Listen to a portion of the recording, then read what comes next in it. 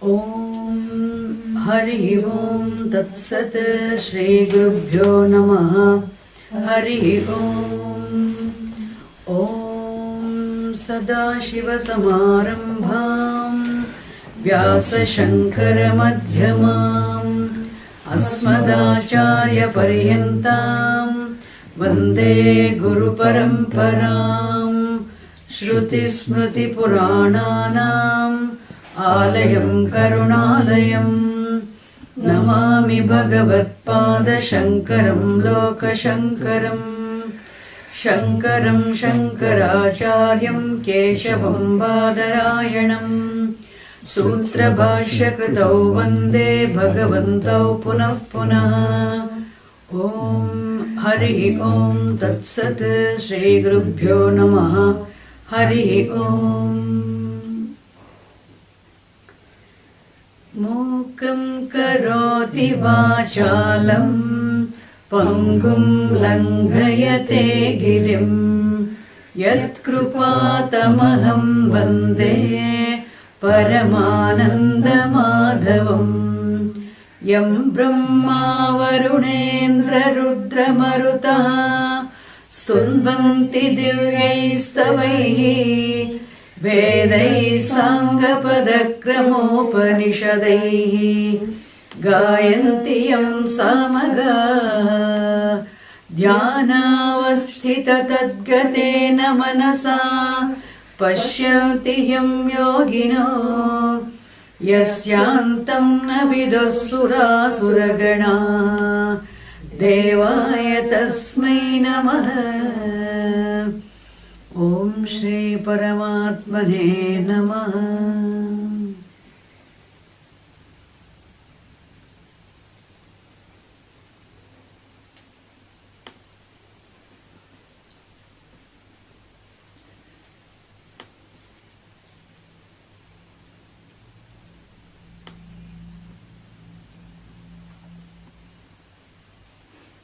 We have covered up to the 17th verse of this chapter, 6th chapter. As we have seen, Krishna covers mainly 5 important topics in this chapter, even though contemplation, nididhyasanam, is the main topic focused.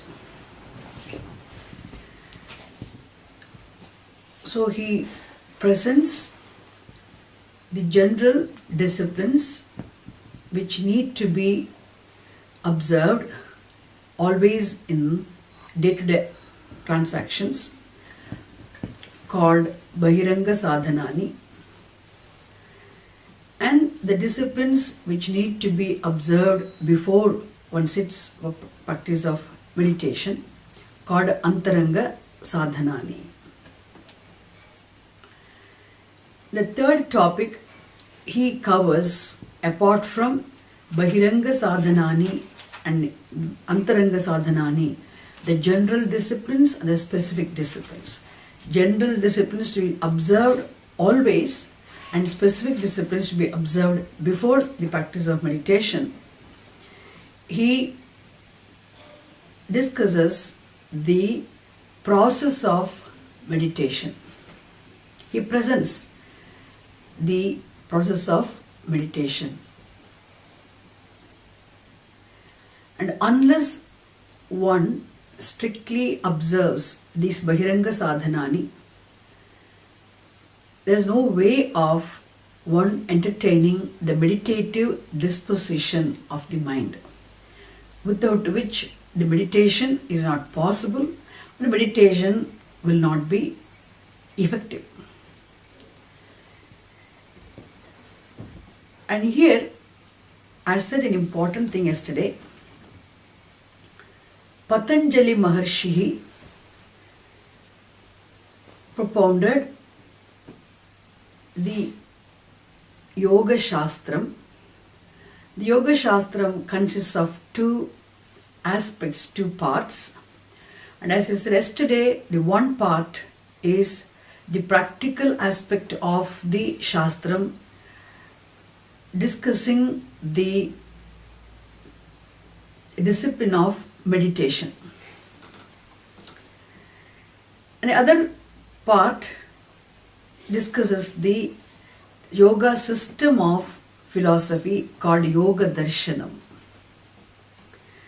So Vyasacharya, the great exponent of the Vedanta Shastram, who has blessed us with the Brahma Sutras and written all the 36 Mahapuranani, and he highly recommends and follows this yoga practice, in the sense the practical aspect of yoga Shastram, of the yoga, the meditation aspect. Not only he, Shankara Bhagavad-pada also actually employs this, accepts this, the yoga system of the meditation. Even though the yoga darshanam is not accepted by the Vedantins, but yoga, as per the meditation aspect of the yoga shastram, is accepted because it serves as a very good discipline, the technique to discipline the mind. And the yoga system of meditation consists of 8 limbs or 8 steps. And Patanjali's these 8 steps themselves, prove that even Patanjali Maharishi does not teach this meditation straight away directly, because meditation is not merely a mental, even though meditation is a mental activity, it is not just the mental activity, because it is entertainment of the thoughts pertaining to the one and the only object. So it is natural for the attention of the mind to slip away from one thing and to go to the other. The very nature of the mind is that it is always in a state of flux. Mind is of the nature of agitation. Mind is always in a state of flux. Why mind is like that? That is the nature of the mind. It is like asking this question, why waves are wavering all the time? That is why it's called wave. That is the nature of the wave. Wave means it will not something like one flat, one simple, one stick form water will not remain one place all the time. That which keeps moving is the wave. The very name wave tells what? That which is of the nature of wavering, keep moving, isn't it? In Tamil also we say alaivadal alai. That is the nature. Similarly here mind, why mind doesn't remain quiet? Why the mind doesn't remain still? Why it keeps, why the thoughts keep flowing? Means that is the very nature of the mind, which means mind is nothing but, the thoughts. And thoughts constitute the mind. So varied, multifarious varieties of thoughts constitute the mind, and thoughts arise and thoughts keep flowing. So constant, continuous flow of varied thoughts constitute the antahkaranam, the mind. Therefore, here, for this mind to be able to entertain one thought in the mind, one thought pertaining to or dealing with one object to be there continuously, one needs a tremendous, rigorous restraint, the discipline.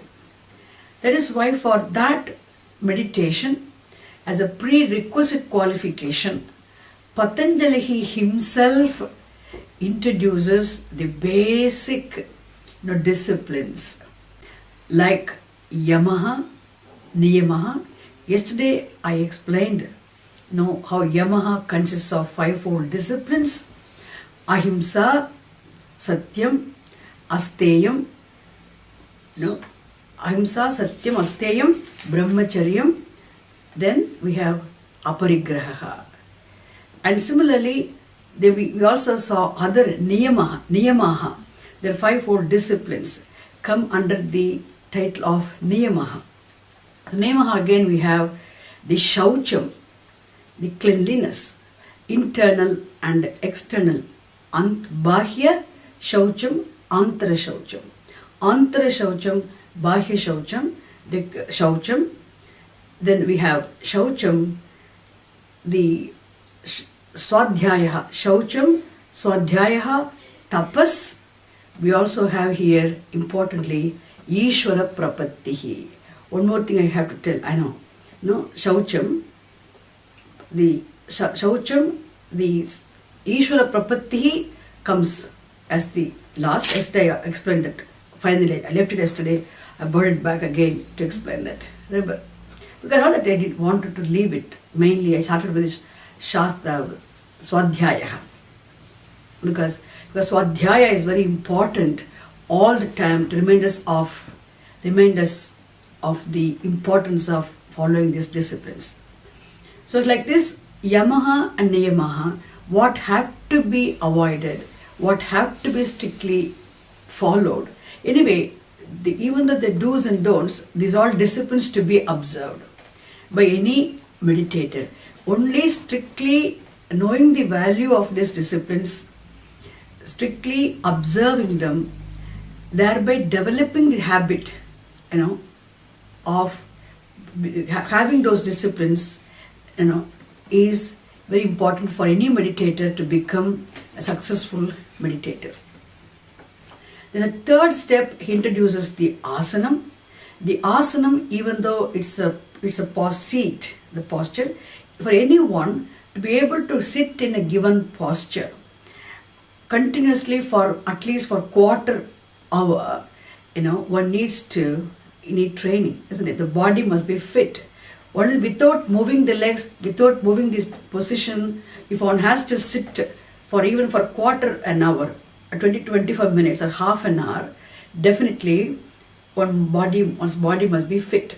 So here even the asanas are taught, the physical exercises specifically designed for the physical fitness, and which also becomes a discipline for the mental condition. So this is asanani. We have the asana, the third step. The fourth we saw yesterday, the pranayamaha. As I said, pranayamaha is the regulation of our breaths, inhalation and exhalation. Thereby regulation of respiration itself is a discipline. When you focus, just your observation of your breath itself contributes for maintaining the frequency of the thought flow. There's a connection between thought flow and the breathing, because as I said, the two are connected to two different shaktis. As the prana is associated with the kriya shakti and thoughts are associated with the jnana shakti, and both shaktis are associated with the maya shakti, the interconnection being there between pranas and the thoughts, always to calm down the restless mind. Initially, one can use pranayama also as a means. The breathing exercise, a regulation of a breath also tremendously helps to maintain the speed of the thought flow and maintain the mental calmness. That's why Ramana Maharshi says, Jala Pakshivat Rodha Sadhanam.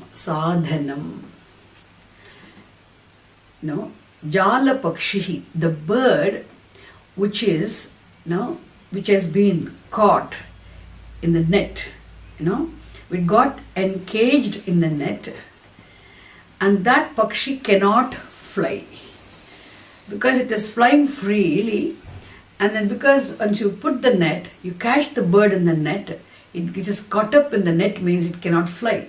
Similarly, Jala Pakshivat, like the bird which has been caught up, which is held in a net, cannot fly. Similarly, the mind also becomes captured and then retained, because of the practice of this regulation of pranas.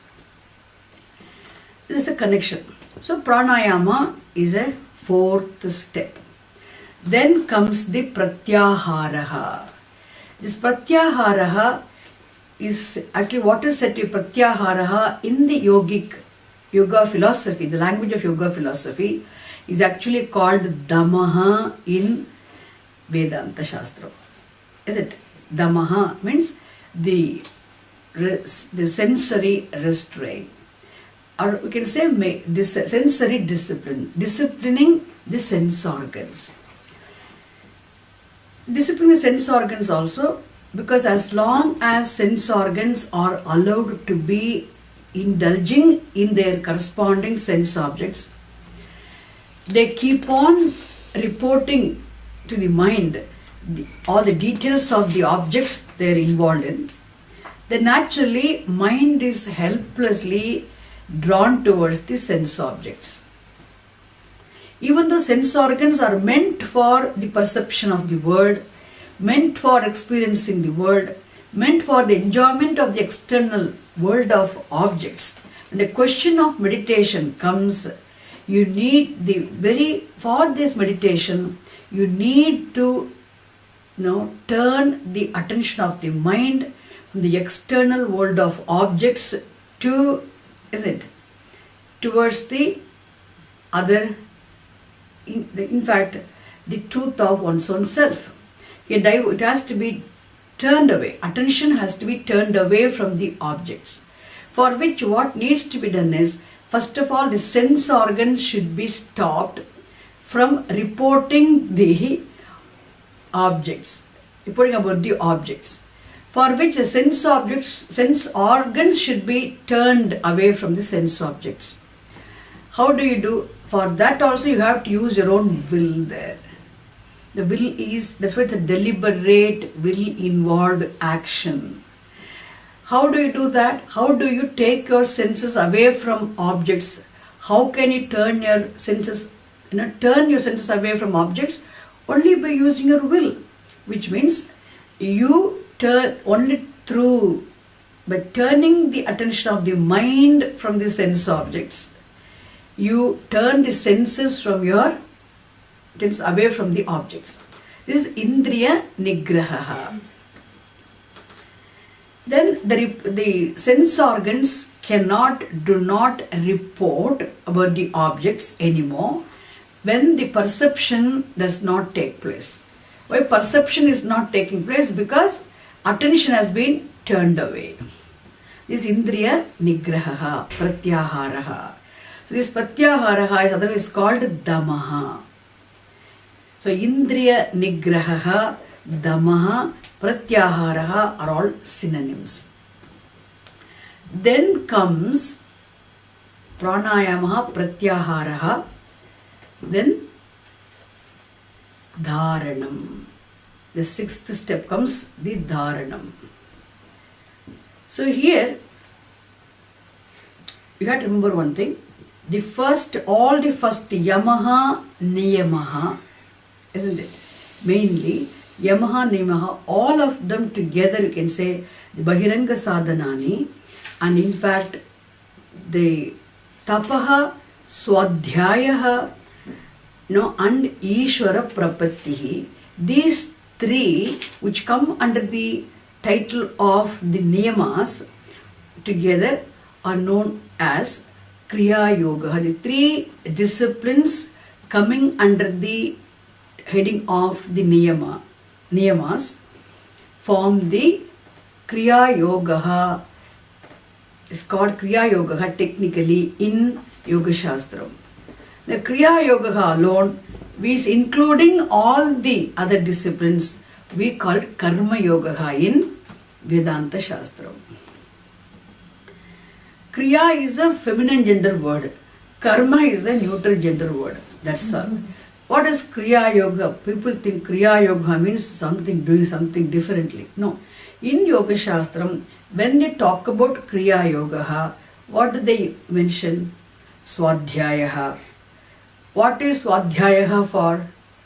What is a study? Self-study means what? Not studying by oneself. Study of the scriptures is for what? All the time to remind you of the importance of the way of life you need to live. So to keep oneself, always to maintain oneself in the right track, not to be distracted, not to go to the wrong track. No, one needs to have satsangaha. Therefore, even there in Yoga Shastram, Swadhyaya, study of the scriptures is emphasized. Then Swadhyaya, then tapas. Tapas means what?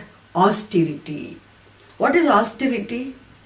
Austerity here is living a pomp-free, glamour-free, simple living. Austere living implies what? In fact, following all these ahimsa, satyam, asteyam, all these values, following these values strictly, itself makes a person's life simple living. A simple means you just live a simple, original, clean life. The commitment to follow this, being strict about following those values and discipline itself is what? Tapas. Therefore, tapas, swadhyaya and Ishvara prapattihi, Bhagavat prapattihi, the sharanagatihi, otherwise called sharanagatihi, is also very, very important in that Kriya Yoga. So in fact, these three we include with all the disciplines. For us is what? Karma Yoga. Okay? So apart from that, now we say this pranayamaha, pratyaharaha, dharanam. Those three, okay, come under what? Come under the category of the not bahya, antaranga sadhanani. Bahiranga sadhanani, first yama niyamas, bahiranga sadhanani. Then pranayama, pratyahara, dharanam come under the category of antaranga sadhanani. But here again, if you take the dharanam, dhyanam and samadhi, the last three which I left yesterday. These three, a set of these last three steps, last three disciplines, and the last three steps together is called Atma Sanyamaha or Sanyamaha. In the yoga system of philosophy, in this yoga system of meditation,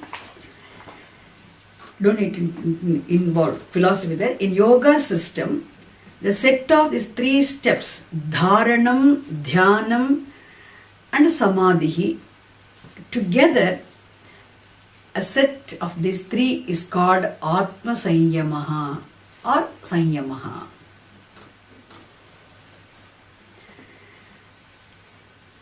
So what is dharanam? Dharanam literally means holding. So here holding the thought. So holding the thought means what? Isn't it? The thought, attention of the mind is elsewhere. So first of all, taking the attention of the mind from the objects, turning the attention of the mind from the objects and placing the attention. Once you turn the attention of the mind from elsewhere and supposed to place it, where do you place it? So placing the attention of the mind on the given object of meditation. So focusing the attention of the mind on a given object of meditation is called dharanam. First fixing the attention of the mind in a given object of meditation is called a dharanam.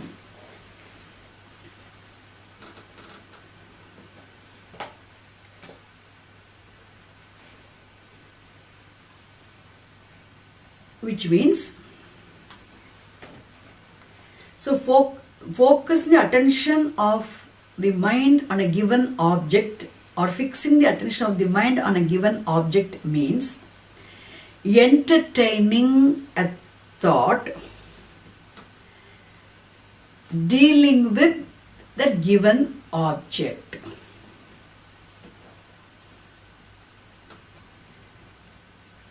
Is called a dharanam.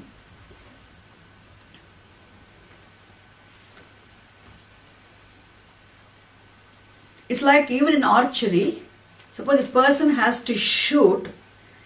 Before they shoot, first they have to place the attention, they focus the attention first. That's called a dharanam. Then, having focused the attention of the mind on the object of meditation,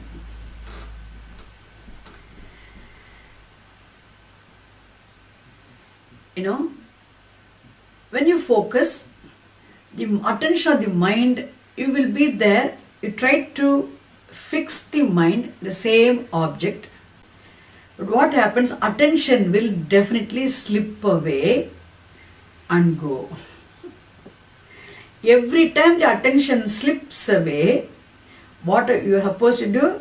You'll be aware of the attention slipping away, because you have deliberately, you have used your will to sit in meditation. Therefore, you are trying to focus attention on a given object. The attention slips away and goes. Then you bring the attention back to the object and place it. Again, try to be with that object. Again, the attention goes, isn't it?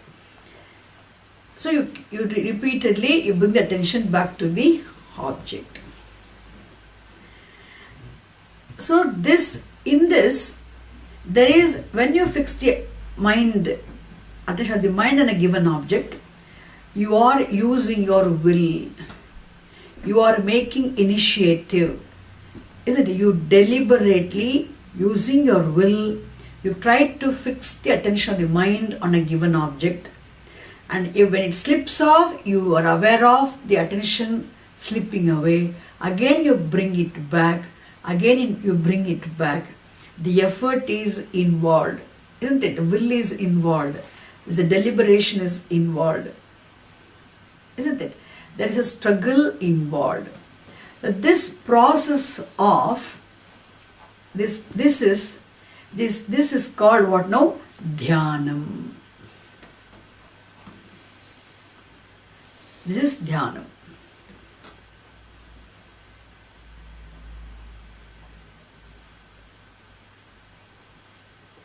Then, by repeated effort, when you are able to fix the attention of the mind on a given object, so because of effort, then there is absorption. The attention remains absorbed in the object of meditation. This is called samadhi. This is the 8th step, which means the struggle of slipping away, attention slipping away is not there. Attention going away, being brought again, goes away, is brought again. That struggle has come to an end. That struggle of slipping away of the attention, again the attention being brought back to the object, that struggle comes to an end. Why? Because of the repeated deliberate effort, somehow it has become a habit. Now what happened? The attention remains absorbed in the object. It takes quite some time. That when the attention remains absorbed in the object, That is called what? Samadhi. This is the 8th step.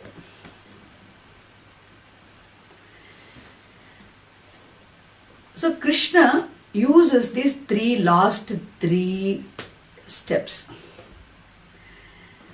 which means he teaches this. It means Vyasacharya, through Krishna's words, actually recommends this Dharanam, Dhyanam and Samadhi.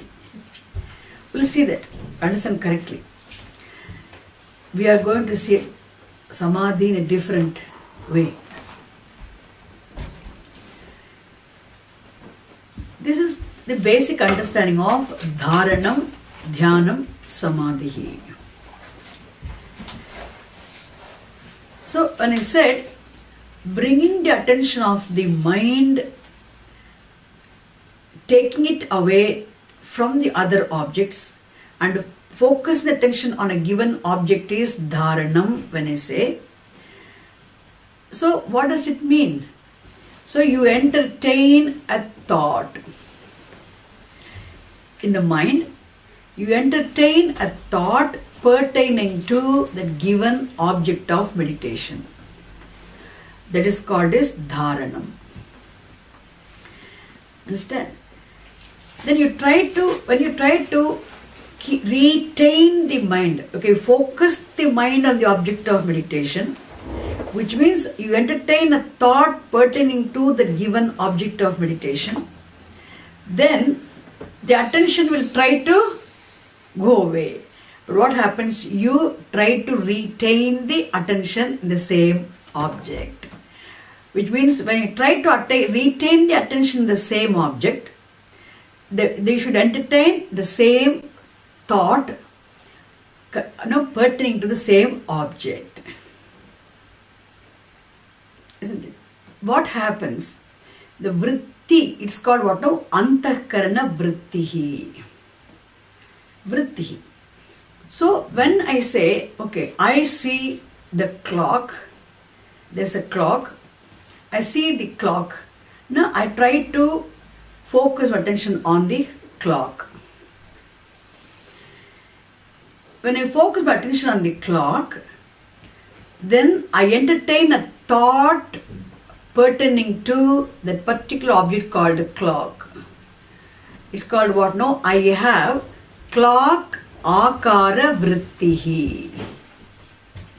Clock akara vrittihi. If I have clock akara vrittihi, what I have what? I have, similarly, if I see a flower bunch, if I focus my attention on flower bunch, then I entertain a thought pertaining to the flower bunch. It's called what now? Flower akara vrittihi. If I see this given bird, if I focus my attention on, I'm teaching you something very important. When I focus my attention on that object called bird, I want to fix my thought. I take my attention of the mind from all the objects and focus on this green, small, tiny, little, beautiful bird, the parrot. Then I have Dharanam now. Focusing my attention on one object called Pakshi, the bird.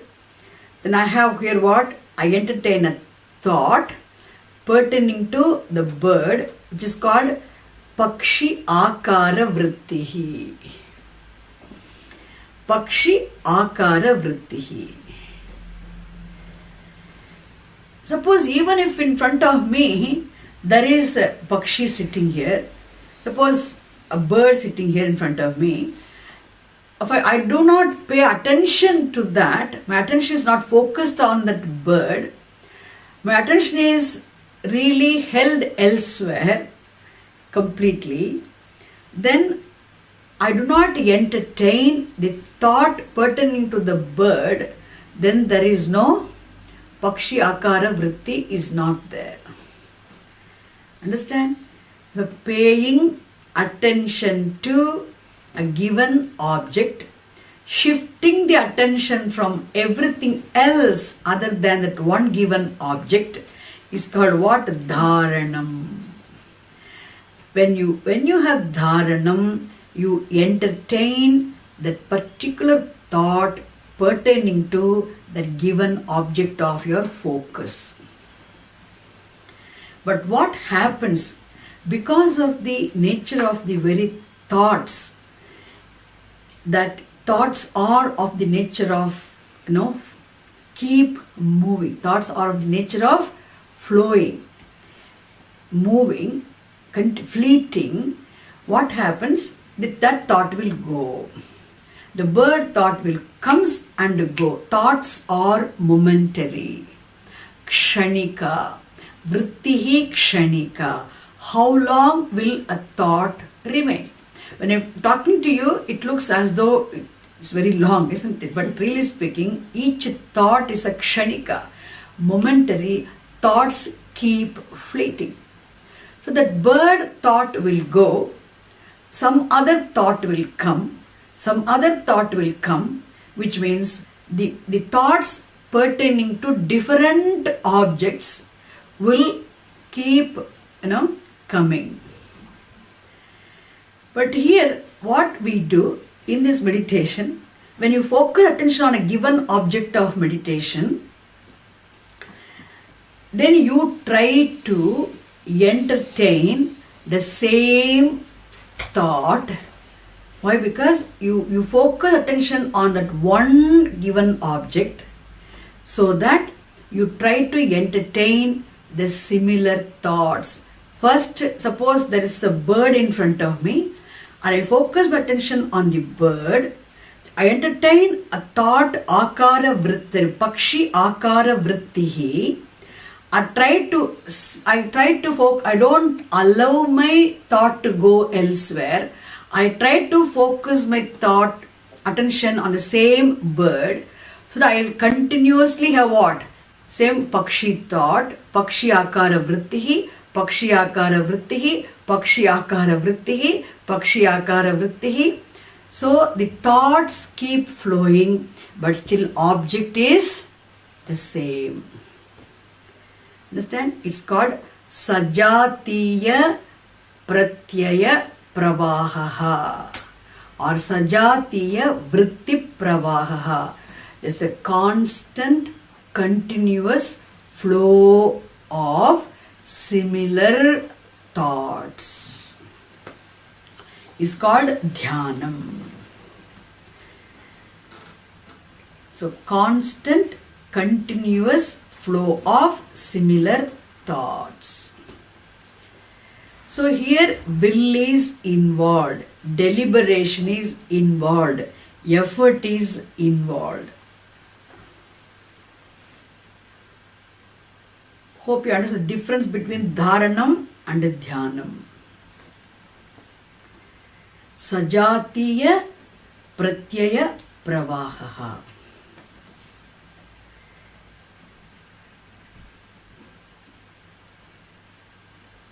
When you are focusing your attention on that bird,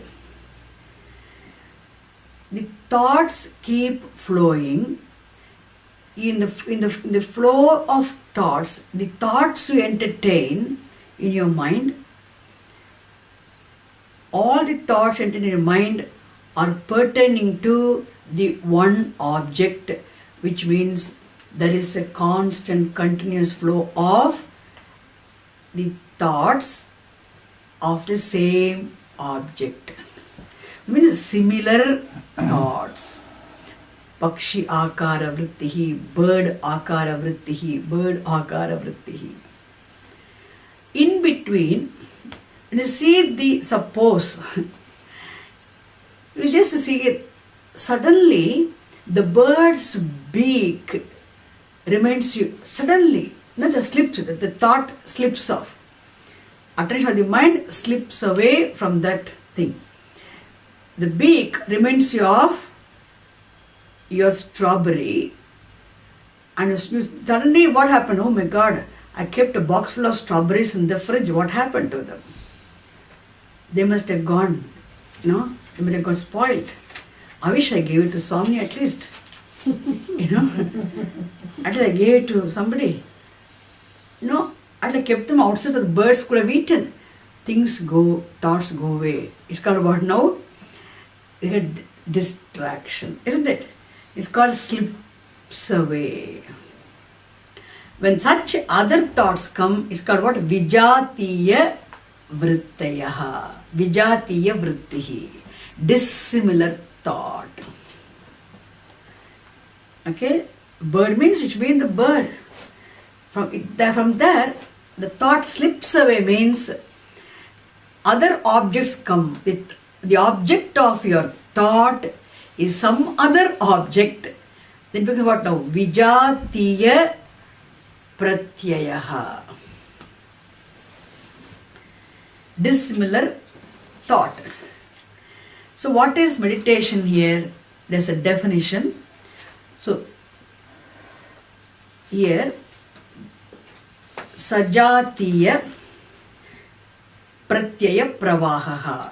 In fact, vijatiya pratyaya anantarita sajatiya pratyaya pravahaha.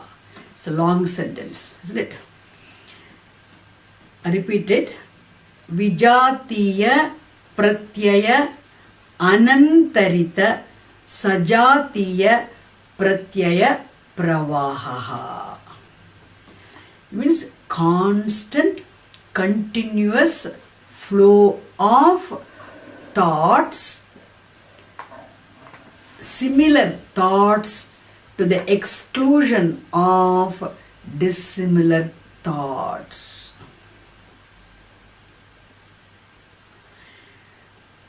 So in between, whenever the attention slips off, you're aware of your attention slipping off, then you bring the attention again back to the same object. Bring the attention back from the birds outside, Swamini, strawberry, fridge, back to just this bird. Bring attention back to this. This is your object of focus. Again, you're able to remain. They work on pakshiyakara vritti, pakshiyakara vritti, pakshiyakara vritti, pakshiyakara vritti. Either you entertain the thoughts and entertain the thought pertaining to this one object. There is a constant flow of thoughts, but object of all the thoughts is one, means sajatiya vritti pravahaha.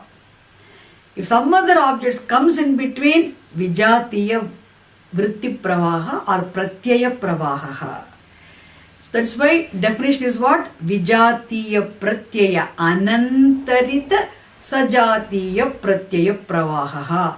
Means constant, continuous flow of similar thoughts. Means the thoughts for which object is one and the same, to the exclusion of dissimilar thoughts. Is it clear? And because in this, in this effort is involved, billing is involved, your initiative is involved, and there's a struggle of, the thought slipping away is there, struggle of bringing it back is there, isn't it? Therefore, this is called what? Dhyanam, meditation. This is Dhyanam. When meditation means you have to go. It is only all the steps, isn't it? This is Dhyanam. So, repeated practice, by sheer practice, what happens? Then the attention remains fixed. Attention does not slip away. Attention remains with one object. Then there is absorption of the attention in the object is called samadhi, which is the 8th step of Ashtanga Yoga. Absorption.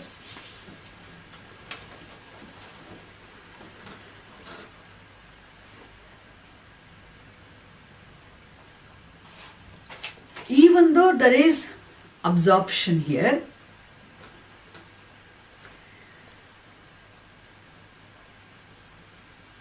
what happens, absorption means what actually in absorption is there, because there is will involved, effort involved, initiative is involved, deliberation is involved, even though attention remains fixed in a given object, there's a flow of thoughts are there.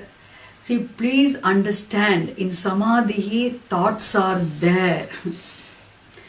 Thoughts are there, thoughts keep flowing. Thoughtlessness is not the end here. Thoughts keep flowing. The object of all the thoughts is one and the same. That is very important.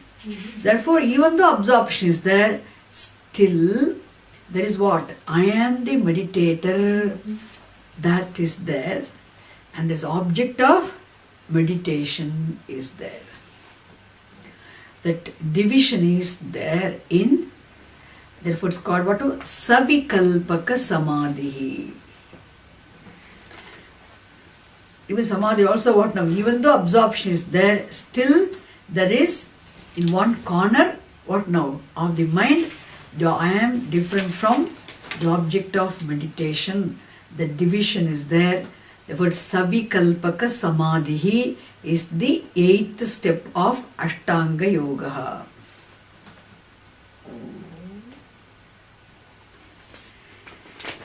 An important thing I want to tell you here is, when do you call dhyana meditation? Suppose if you focus your attention on any given object, one object, if that object does not represent, does not symbolize the Bhagavan, the Lord, the whole, then you cannot call it a meditation, dhyanam. If you simply focus attention on any one given object, or pakshi, or simply, if that object symbolizes the Lord, it represents the Lord, the whole, then it is meditation. Simply I focus on one object means you cannot call it a meditation.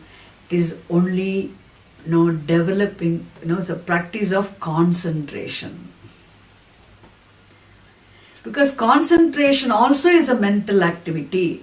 Meditation also is a mental activity. In fact, mental activity means without doing physically anything, if you focus attention on something, if you are simply thinking, all is what? Mental activity. You simply sit and worry about something. Worrying is also what? Mental activity. You visualize something, sit and plan something mentally, scheme. When to start, where to go, where to stay. You plan out your work. This is also mental activity. So it is not mere mental activity. Sometimes before you work out your plan, you first plan your work. You are sitting and planning. This is also mental activity. Therefore, meditation is not a mere mental activity. That's why the definition is what? Saguna Brahma Vishaya Manasa Vyaparaha. Mental activity means attention of the mind is focused and the object of your attention of the thought must be Bhagavan. Only then it is dhyana meditation. Otherwise it is concentration. A mere exercise of concentration. Understand? That is very important here. So, okay, here, now, when you remain absorbed in that object, because a deliberate practice, in due course of time, by sheer, habit, what happens? That there will be continuously that the thought flow or the flow of similar thoughts results in they actually leave the impressions, results in samskara. The samskara, samskara is called what here? Sukshma vritti anuvrittihi. The technique is called sukshma vrittihi. So what you are dwelling upon, isn't it? Repeatedly what you are thinking of, that goes to your subconscious. I thought to talk to you about this even when I did Drik Drishya Viveka text. Okay, that goes to your subconscious. Then that will what now? Then without your will, without your knowledge, without your will, there will be flow of the same thoughts. The sukshma vritti, the flow of sukshma vrittis which keep flowing without your will, without your effort. How does it happen? By sheer habit. Because it has created what not? It creates the sukshma vrittis. Samskara happens because of your deliberate effort. Initially your effort was involved, will was used, deliberation was there. Now that deliberate mental activity resulted in the creation of samskara, the vasanas, and which have gone to your subconscious. Without your knowledge also, those thoughts keep flowing, where there is no will involved, isn't it? Flowing, therefore there is no division also involved. No division involved means what? There is division involved, but division is not manifest. Without your will, involvement of your will, without your effort, there is a flow of thoughts. The division is unmanifest, like in your deep sleep state.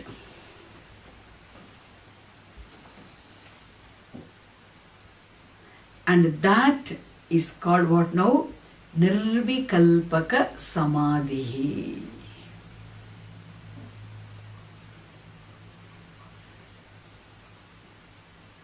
Nirvikalpaka Samadhi. Okay. But here, what is the object of your meditation? Krishna does not recommend any other object of meditation. Here, object of meditation is your own Swarupam. So, Atma Dhyanam, Atma Swarupa Dhyanam, Swaswarupa Anusandhanam. Swaswarupa Anusandhanam means you are the meditator and you're focusing your attention on your own Swarupam. Which means you understood your Swarupam being consciousness through the Shastra Shravanam. Shastra Shravanam has given you this knowledge. What is that knowledge? The I, how, when you understand, analyze and understand the wave even though is a form, the name of a given form, you know definitely the wave, the form and name wave is a thing but water, the H2O. Similarly here, wave is not just the form, the name of a given form. It is water, the H2O. Similarly, I, the first person singular pronoun I, which I use to refer myself, which I say I am, I know I am, that I actually is not what? Not just this physical body, physical form, not the pranas, or not the sense powers, or not the powers of organs of actions, not even all these physiological functions, not any of the thoughts. I is not even the mind, because mind also is object of knowledge. Therefore, I actually is nothing but consciousness. Aham, the swarupam of I is pure consciousness. Therefore, I am consciousness. Aham Brahma Asmi. I itself am the limitless reality consciousness. This you don't mechanically say, Aham Brahmasmi, don't mechanically prattle. Really speaking, you have understood clearly through Shastra Shravanam. You know this fact. But what happens, this fact you pay attention to this fact which you have understood through Shastra study. So here the object of your focus is your own Swarupam. Therefore, it's Atma Swarupa Anusandhanam, Swaswarupa Anusandhanam. Where do you, therefore, Krishna says here, is going to say here, first he is going to say, Yada Chittam Viniyatam Bhavati. When the attention of the mind is taken away from all the Anatma Prapancha, means it is taken away from the objects, sense objects, taken away from the sense powers, taken away from the body. Attention has been shifted even from the body to thoughts also. Object of your thought is not even the thought. Not the thought, not the senses. Object of your thought is not anything Anatma, but it's very Swarupam. Isn't it? Therefore, you are focusing your attention on that very Swarupam. And how do you do that?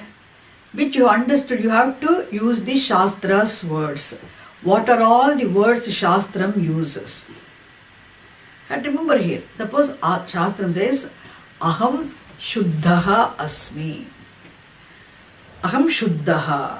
Aham Brahma Asmi. Okay? Then Aham Shuddhaha Asmi.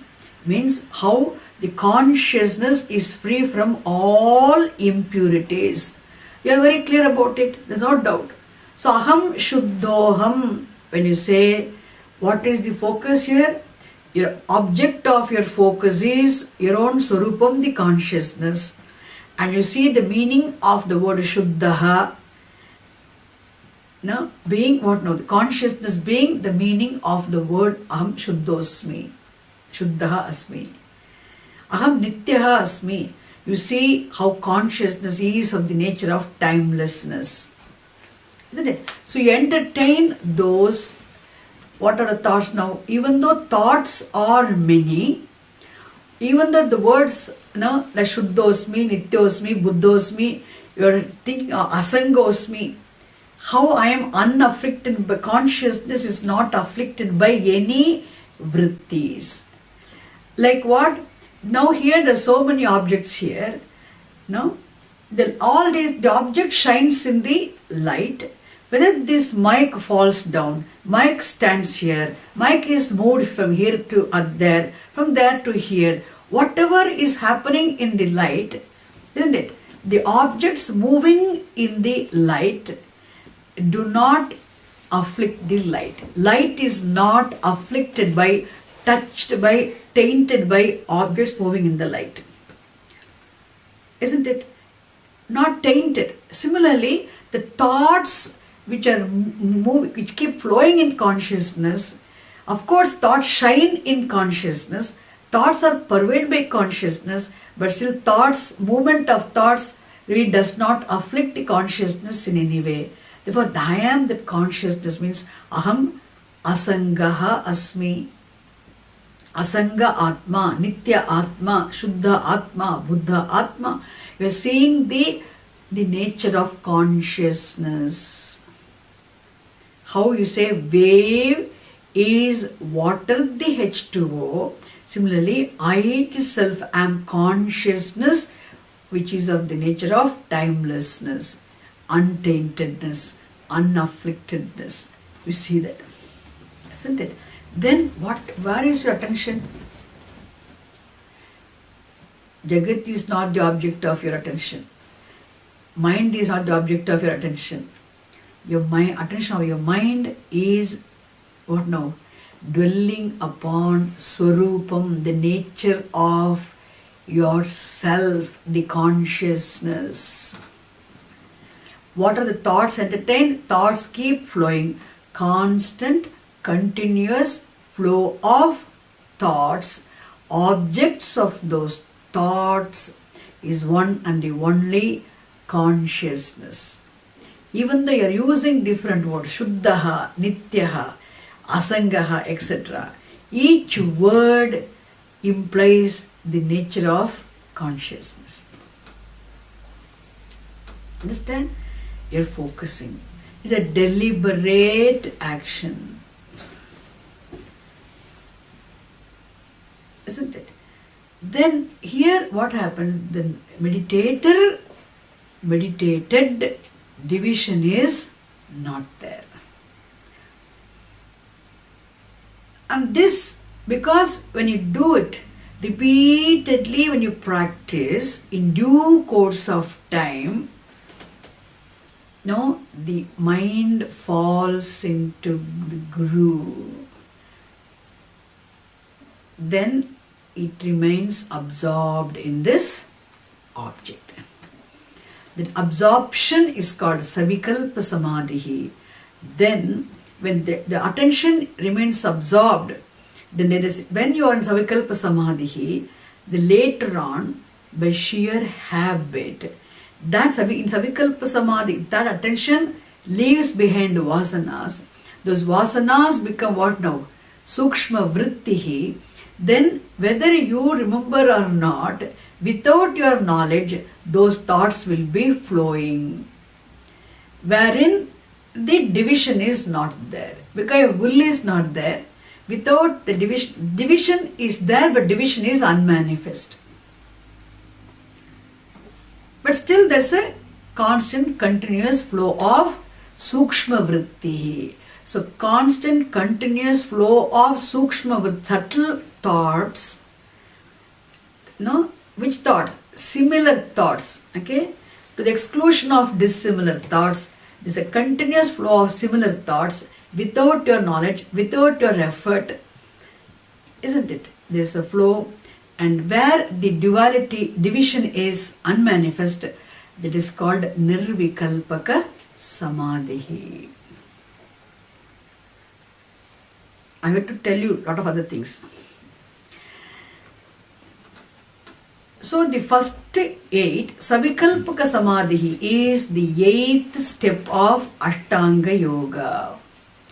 These 8 steps, what is the benefit of practicing these 8-fold limbs?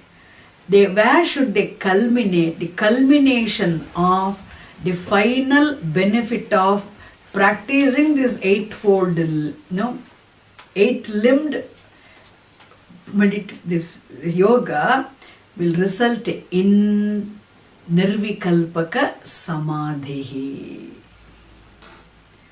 I have not told about Mukti, Jnanam, anything. I'm only just stopped here.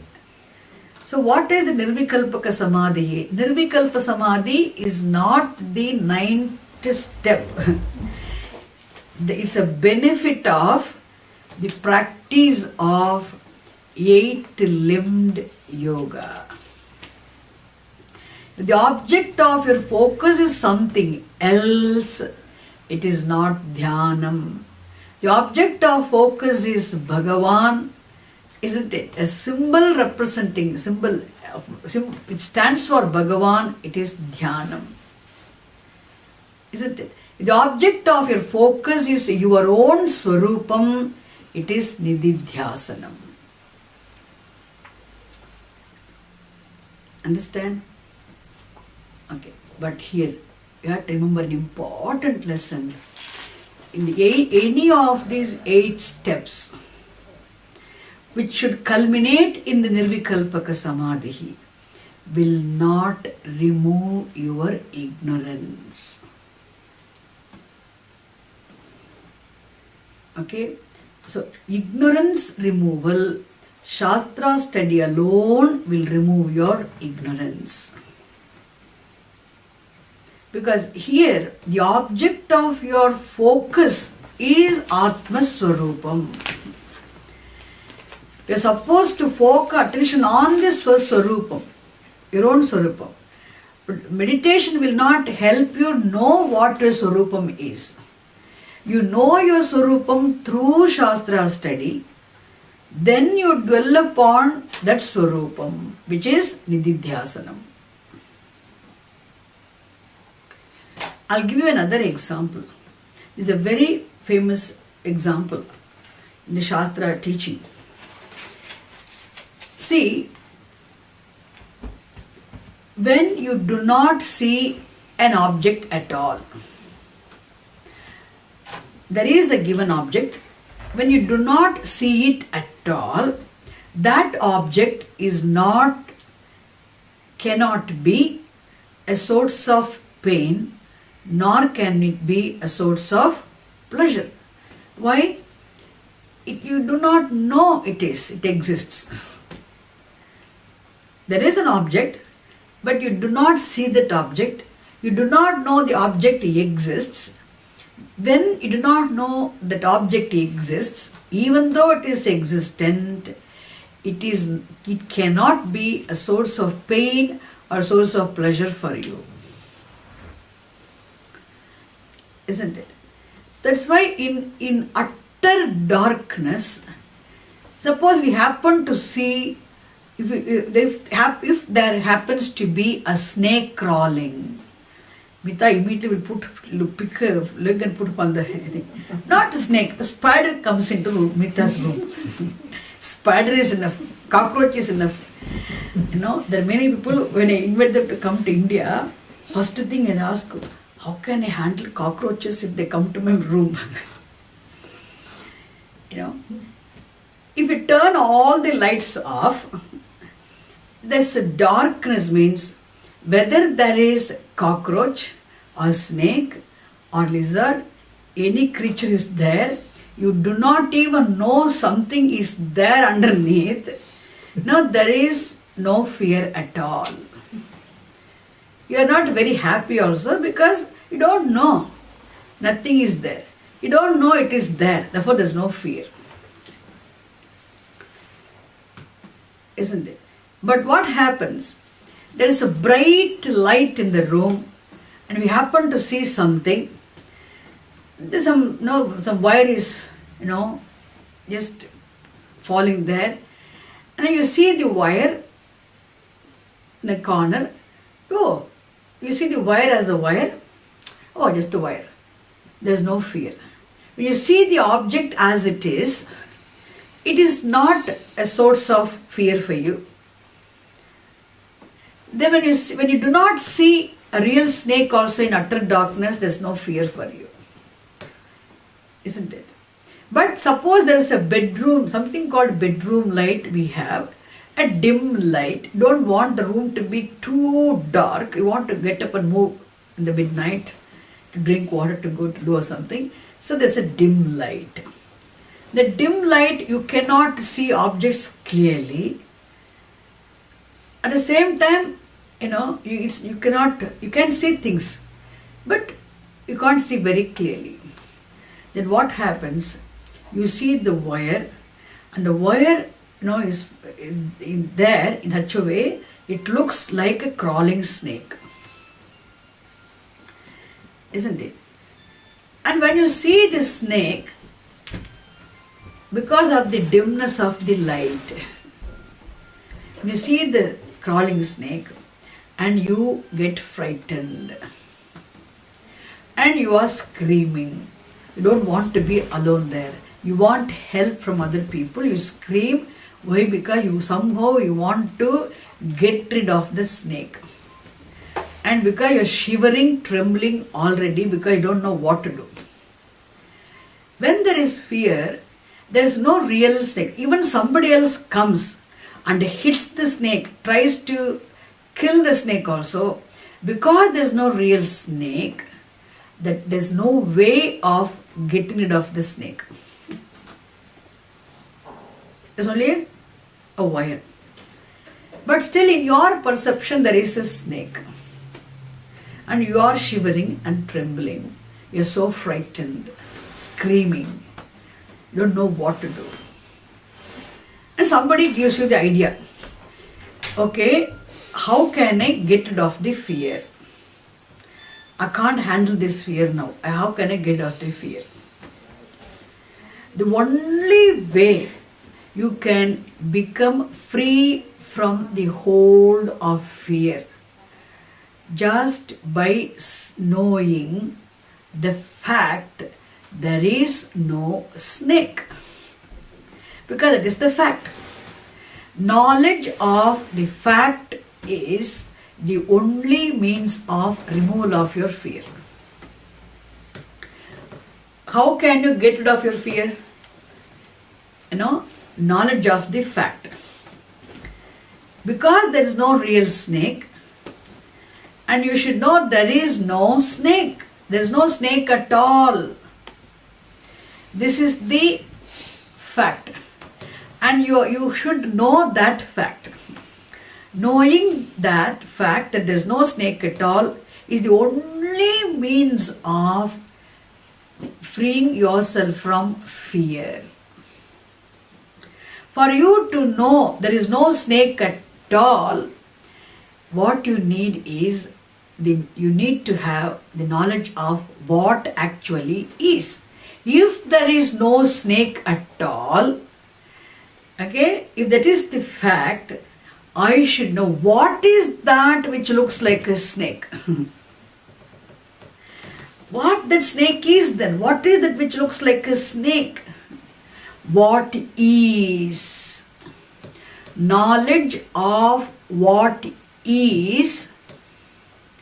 Knowledge of what is the rope, isn't it? Is the only means of understanding the fact that there is no snake at all. Therefore, knowledge of what is the only means of understanding the fact that there is no snake.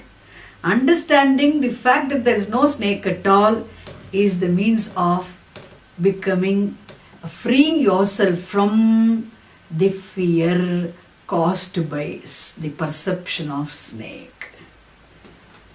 Is it clear? So you need to know what is.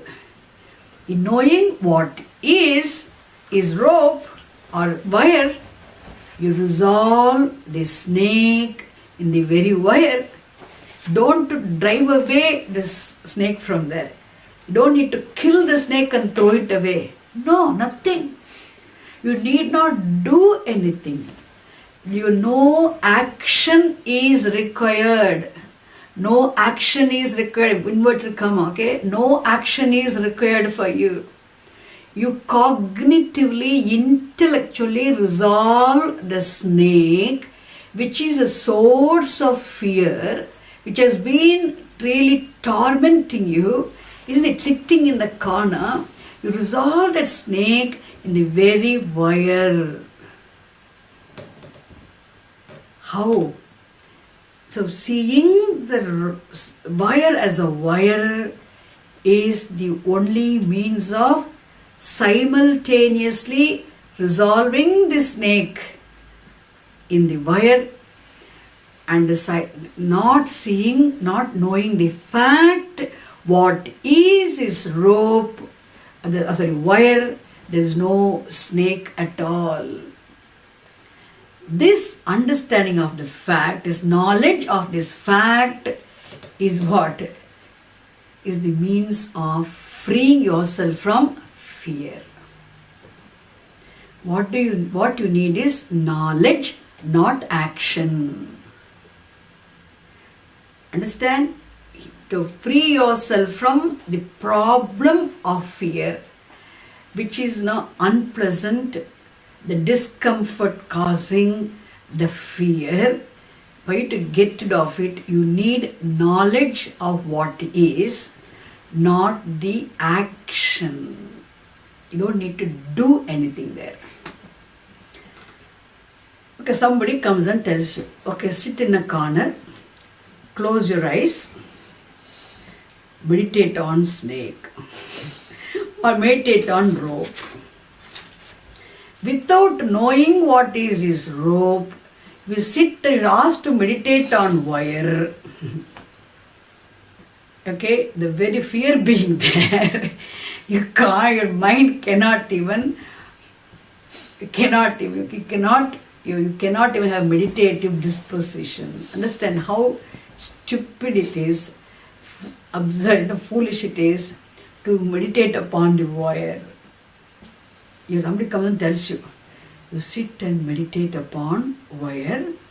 That's the only way wire will appear for you and you can become free. Understand?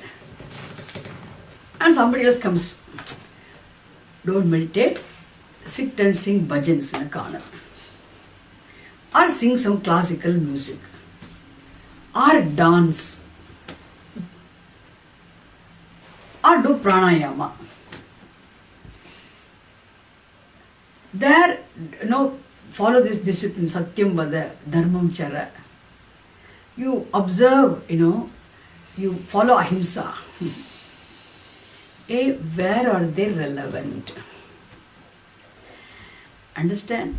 So, yama niyamas are relevant when, in day-to-day life, in your whole life, in every transaction in the world when you're having, yama niyamas are relevant. They have to be choicelessly followed. What choice do you have? If you are an intelligent, mature person, if you want to live your life without transgressing the universal law and order, what choice do you have? You have to follow yama niyama. Any intelligent, mature person will follow yama niyama. When you're following yama and niyama means you are living your life in tune with, in harmony with the universal, natural, physical, moral order Ishvara. We are not transgressing or not disturbing the harmony of the universal order. Therefore, you are not disturbed by the order. Now, Swamiji says beautifully, the whole world is like, because the whole world happens to be the manifestation of the only reality, and yourself being the reality, actually, the whole world is like your mirror. Suppose if you stand in front of the mirror, and if you smile nicely, show your teeth, the mirror will reflect the reflection also will smile at you, smile back. You pull a long face and frown at the mirror, the image also will frown at you. Isn't it? Why? Because that is how the whole Jagat is. If anything I do, my actions really transgress the universal values means what now? It will come back to me. What I do will come back to me. That is how the universal, natural, physical, moral law and order is. That is the order. It will come back to me. Therefore, intelligent living means live in harmony with the universal, natural law and order. What is the way? How can I live my universal life in tune with the natural law and order without disturbing the order? Follow yama niyama. So following yama niyama, one must be mature to follow yama niyama. By following yama and niyama, by following these disciplines, you really become more cultured, refined, civilized, isn't it? Mature mature person. That only helps. That is the relevance of those yama niyamas. Similarly, pranayama is also the same thing. Every exercise, anything you do using your will, that is useful for you to discipline your mind for being capable of focusing on a given thing. Understand? And similarly, meditation also is what now? Initially it's a will involved, deliberate action, mental activity. Your mind wants to go elsewhere because you know what you need to assimilate, what you need to ascertain. Therefore, you drag me, or not physically. Mind does not go physically, does not go leaving the body elsewhere. The mind is here in the body. Attention of the mind goes all over. And all your efforts is what now? To bring the attention of the mind, take the attention of the mind from all the five, the world of objects perceived through five senses. Take the attention from all the five. That's what Draupadi, Draupadi is the mind whose attention was distracted by five husbands, five sense organs. And the attention had to be drawn. So distracted, diversified mental energy has to be converged and focused and brought back to one's own Swarupam Krishna. Isn't it? It has to be brought back. Then it is all the Shakti. Then focus. What are you focusing on? There's a mental activity. So it's only activity, action. So meditation. If you sit and meditate on the rope or wire here, will it remove the ignorance of what is? Rope meditation will not remove the ignorance of, or wire meditation will not remove the ignorance of what wire is. When you do not know what wire is, you cannot even meditate on wire. Understand? Wire meditation is not possible because you do not know what wire is. If you know what wire is, then the problem would have been solved. Isn't it? So it's not possible. Okay, apart from wire, let me meditate on the window or curtain. Because whatever is apart from the snake, whatever is there, I need to focus my attention on. I'm opposed to meditate. No, meditation will free me from this fear. So let me meditate. Meditate on this leaf. Meditate on this mic. Meditate on this book. Oh, there's a flame, lamp of flame. Let me meditate on this flame of fire. I tell you, if you meditate on flame, you will have what now?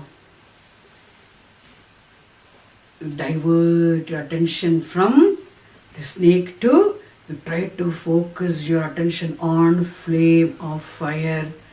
You put a lamp in front of you and you're meditating on, focusing on first dharanam. Bring the attention from, take the attention away from the snake, everything else. The frightening snake, then focus on flame of fire. Then what happens? Dharanam. Mind is focused on, now you entertain a thought dealing with flame of fire. Dharanam. Then you try to fix your attention on, retain the attention on the same flame. Flame thought. No flame akara vrittihi. No agni jwala akara vritti. Continuous flow of thoughts.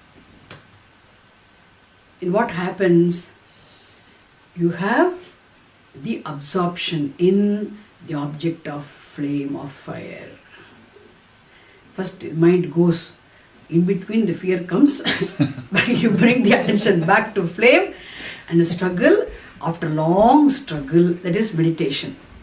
Now you practice meditation from dharana, flame dharana to flame dhyanam. And somehow you are successful, the mind attention remains absorbed in the flame, and there is savikalpaka samadhi. What now? You are there, flame is there. the whole world disappeared. There is absorption of thought in flame. You're in meditation, and there's a sajatiya, vijatiya, pratyaya anantarita, sajatiya, agni jwala, pratyaya pravaha. You have that. Savikalpa samadhi. Then afterwards, Savikalpa samadhi, what now? Because in absorption, it leaves behind the samskara, vasanas. Now there is again the constant, there is a samadhi also comes. Nirvikalpa samadhi comes. There is a sukshma vritti. Again, without your effort, there is what? No. There is a continuous, constant flow of subtle sukshma vrittis of Vini vrittis. The only object of thought is Agni Jwala, flame, flame, flame. Without your deliberate effort, it's going on. Nirvikalpa samadhi also happens. Okay? And you are there. After some time, samadhi means what? Experience. Whether it's Savikalpaka samadhi or any samadhi, samadhi means experience. The experience will definitely come to an end. Okay? And you are disturbed in samadhi.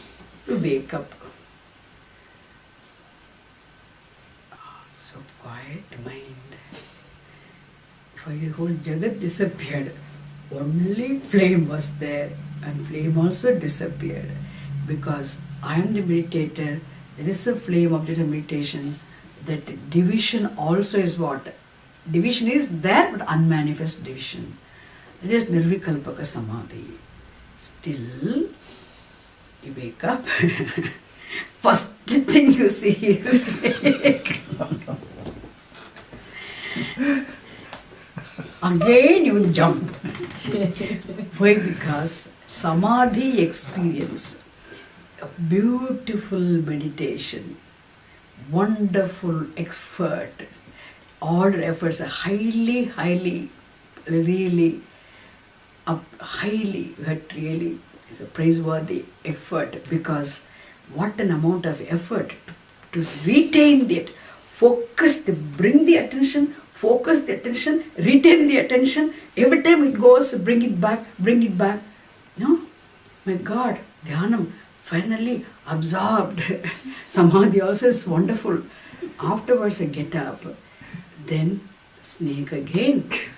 And fear, which means that meditation does not free you from your actual problem of freedom from fear. Fear, it does not free you from the fear. The fear continues to be there. So what is this meditation for? Understand? Meditation as a mental activity does not remove the ignorance of what is. The removal of the ignorance of what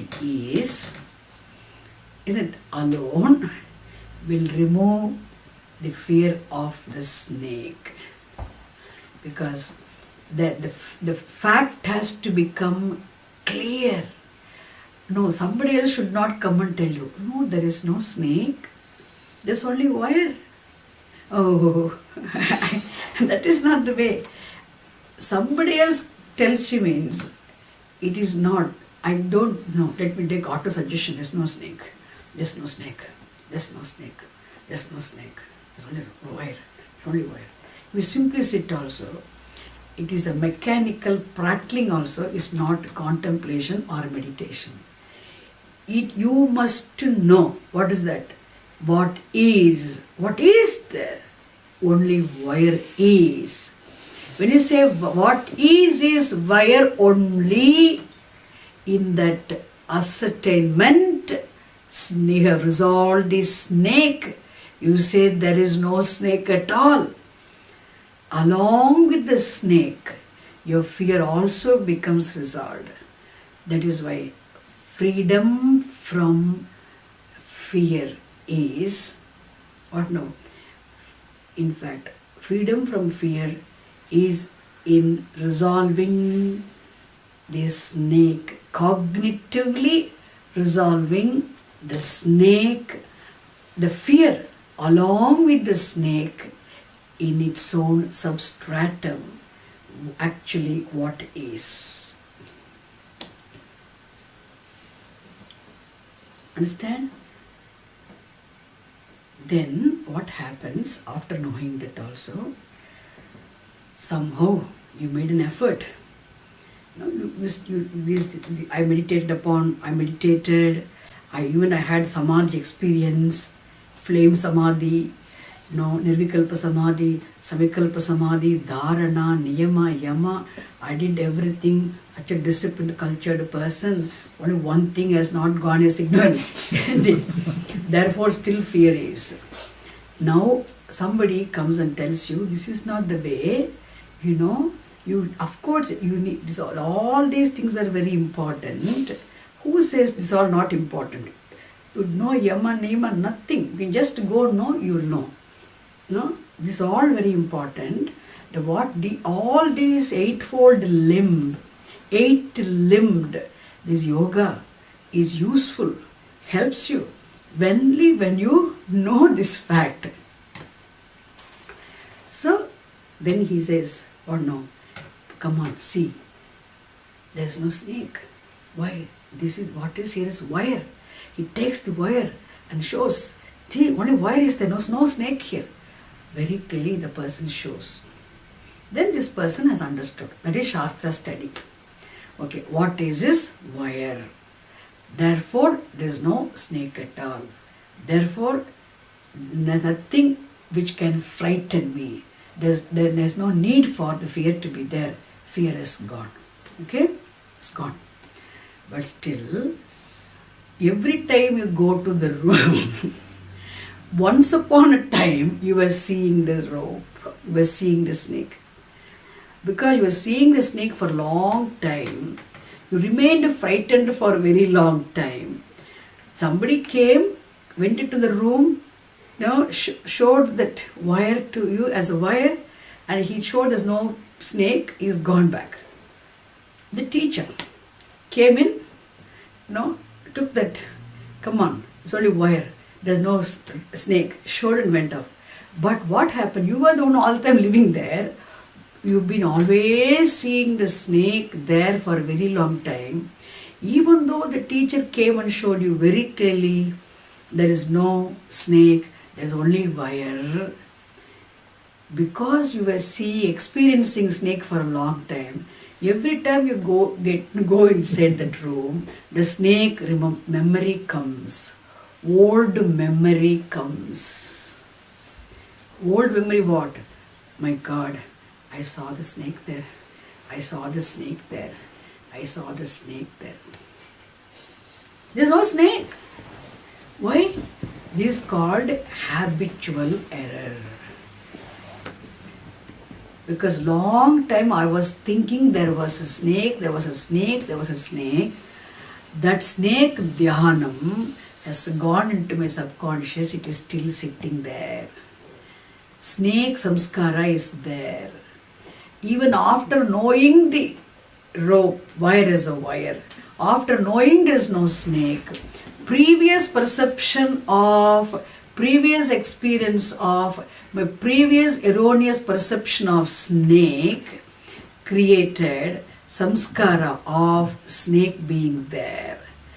That's why whenever I go into the room, the snake thought comes, snake thought comes, along with the snake thought, fear also comes.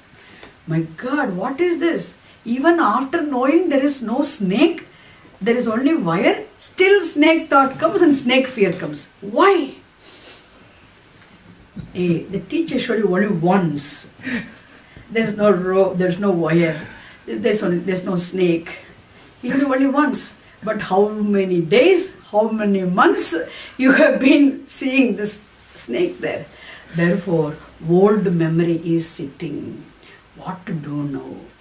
that old memory caused by wrong perception, which has gone into your subconscious. See, subconscious, everything will be there. Right perception, wrong perception, all experiences will leave what? Scars in the mind. Will leave behind your vasanas. So they will surface. It is coming up. That is called what now? That is also impurity. Impurities coming from your old impurities, previously accumulated, coming from your subconscious, surfacing, and even doesn't allow this knowledge to remain there. Even the knowledge is there, it disturbs, isn't it? Know how to get rid of it. How to get rid of this problem. Sit there. Now the teacher says, now what you are doing is actual meditation. This will serve the purpose. Your meditation, you are not going to meditate upon wire, not knowing what wire is. Now you have seen the wire, you know there is no snake. What is wire alone? That until the old samskara resolves, goes away, should sit still. Remember, yes, I did see very clearly, there is only wire, no snake. There is only wire. There is only wire. There is only wire. You are not saying this without seeing the wire. You have understood. There is somebody came and made very clear what is wire. And that what you understood, you are repeatedly focusing on. That is called Nididhyasanam. Understand? And then, after some time, how long should I be saying? There is only wire. There is only wire. What is only wire. What is only wire. Means there is no snake at all. That implies what is only wire means no snake at all. What is only wire, no snake at all. It's implied, okay? So repeatedly saying, after some time, this creates new samskara, isn't it? And what happens? That neutralizes the old and there becomes clear, doubt-free. If somebody comes and tells there is a snake, there is only wire. That is called what? That is called Jnana Nishtha. It's called Jnana Nishtha. You are Muktaha, Jivan Muktaha. You are liberated from fear of snake. Vision of the wire resulted in freedom from fear of snake. Ascertained vision of the wire results in what? Freedom from fear of snake, which is mukti, Jivan Mukti. Okay, so we'll apply this tomorrow to Jivan Mukti, actual Jivan Mukti we'll discuss tomorrow. Om Purnamadah Purnamidam Purnat Purnamudachyate Purnasya Purnamadaya Purnameva Vasishyate. Om Shanti Shanti Shanti. Hari Om Tat Sat. Shri Gurubhyo Namaha. Hari Om.